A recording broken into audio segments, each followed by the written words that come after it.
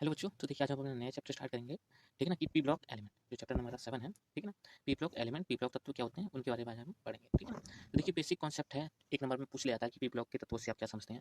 ठीक है ना, या फिर पूछ लेगा पी ब्लॉक तत्वों से आप क्या समझते हैं। ठीक है ना, एक नंबर में तो आपको उसके बारे में जानकारी होनी चाहिए कि पी ब्लॉक एलिमेंट जो है उन्हें क्या कहते हैं और वो होते क्या है एक्चुअल में। ठीक है ना, तो यहाँ पे कह रहा है देखिए कि मेंडलीव की आधुनिक आवर्त सारणी में तत्वों के इलेक्ट्रॉनिक विन्यास के आधार पर समूह 13, 14, 15, 16, 17 तथा 18।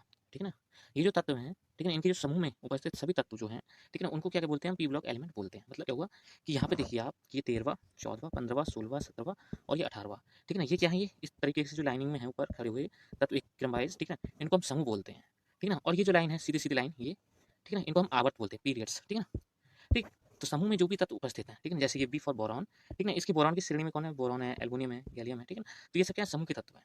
ठीक है, तो जो क्या है, ये यहाँ से 13वीं से लेकर 18वीं तक इतना जो पोर्शन है, इतना पार्ट, ठीक है, पी ब्लॉक एलिमेंट का पार्ट है। ठीक है ना, तो इन्हीं तत्वों को हम क्या बोलते थे, पी ब्लॉक एलिमेंट बोलते थे। किसके आधार पर, उनके इलेक्ट्रॉनिक विन्यास के आधार पर। ठीक है ना, फिर आगे देखिए कह रहा है यहाँ पे कि क्योंकि इन समूह में उपस्थित सभी तत्वों का अंतिम इलेक्ट्रॉन पी उपकोष में प्रवेश करता है।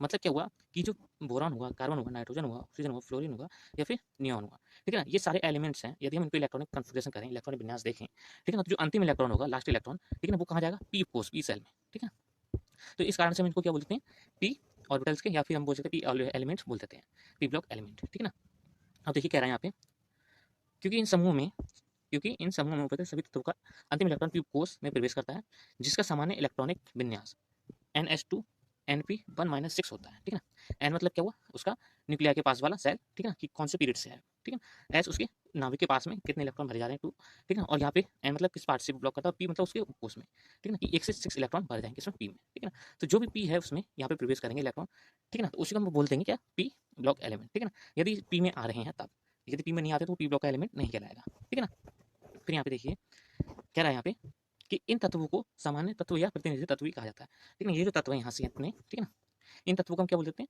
सामान्य तत्व या फिर प्रतिनिधि तत्व कहलाते हैं। ठीक, अब यहाँ पे देखिए हम जरा ये टेबल देखें थोड़ी सी। ठीक है, तो यहाँ पे देखिए ग्रुप फर्स्ट और ग्रुप सेकंड है। ठीक है ना, ग्रुप फर्स्ट ग्रुप सेकंड ये क्या है, हमारे एस ब्लॉक एलिमेंट है। ठीक है ना, एस ब्लॉक के एलिमेंट है। ठीक है, और ये क्या है, हमारे डी ब्लॉक के एलिमेंट है ये। ठीक है ना, और जो नीचे का पोर्शन ये वाला, ये हमारा ए ब्लॉक एलिमेंट है, जो कि हमारा नेक्स्ट जो चैप्टर है, ठीक है ना, वो डी और ए ब्लॉक एलिमेंट्स के ऊपर है। ठीक है ना, तो इसका स्टडी हम अगले लेक्चर में करेंगे। ठीक, तो आज के लिए इतना ही है। अगर आपको अच्छा लगा है तो प्लीज़ वीडियो को लाइक कीजिए और सब्सक्राइब कीजिए। ठीक है ना, मिलते हैं अगले लेक्चर में। All the best, bye bye.